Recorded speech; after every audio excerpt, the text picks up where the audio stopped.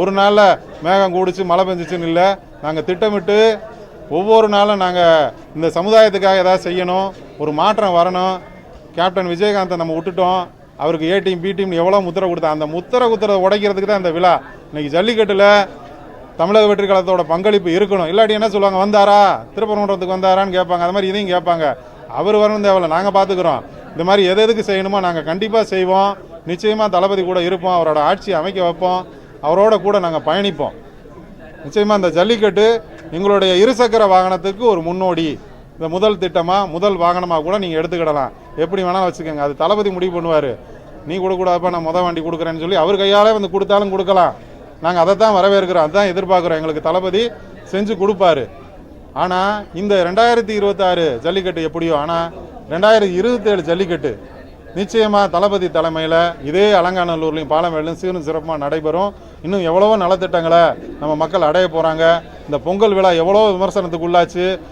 5000 கொடுக்கலாமேன்னு சொல்லி ஆலோசனை சொன்னவங்களாம் இன்றைக்கி அதே 3000த்தில் முடிச்சுக்கிட்டாங்க. ஆனால் தளபதி நம்ம மக்களுக்கு என்ன தேவையோ அதை செய்வார். ஒருவேளை அன்றைக்கி அந்த 3000 கூட தேவையில்லை, மக்களோட வாழ்வாதாரம் அவங்களோட பொருளாதாரம் மேம்பட்டுருக்கும். பணமே வேணாங்க தளபதி, நீங்களே வச்சுக்கோங்க. முதலமைச்சர் சிஎம்மாக இருக்கக்கூடிய அன்னைக்கு இருக்கக்கூடிய நம்மளுடைய விஜய் அவர்கள்ட்டே அந்த பணத்தை வச்சுக்கோங்க, நல்ல திட்டம் செய்யுங்க, வீடு கட்டி கொடுங்கன்னு மக்கள் சொன்னால் கூட செய்வாங்க. என்ன வேணாலும் நடக்கலாம் கண்டிப்பாக. ஆனால் வாழ்வாதாரம் உயரும். 2027 எங்கள் தளபதி முதலமைச்சராக இருக்கும் பொழுது மக்களின் வாழ்வாதாரம் உயரும், பொருளாதார நிலை மேம்படும்.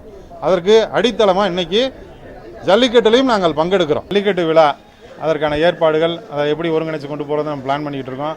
அது முதல் கட்டமாக வீர விளையாட்டான நம்ம மதுரை ஜல்லிக்கட்டுக்காக, அதாவது அலங்காநல்லூர்லேயும் நடக்கும், பாலமேட்லேயும் நடக்கும். இந்த ரெண்டுக்காகவும் சிறந்த மாடுபிடி வீரர்கள் அங்கே தயாராகிட்டு இருக்கிறாங்க. அவங்களுக்காக பரிசுகள் பல இடங்களில் தயாராகிட்டு இருக்கு. இந்த களத்தில் நம்மளுடைய இந்த இடத்துல அவங்களுக்காக 2 புல்லட் ரெடி ஆகிட்டு இருக்கு, இருசக்கர வாகனம்.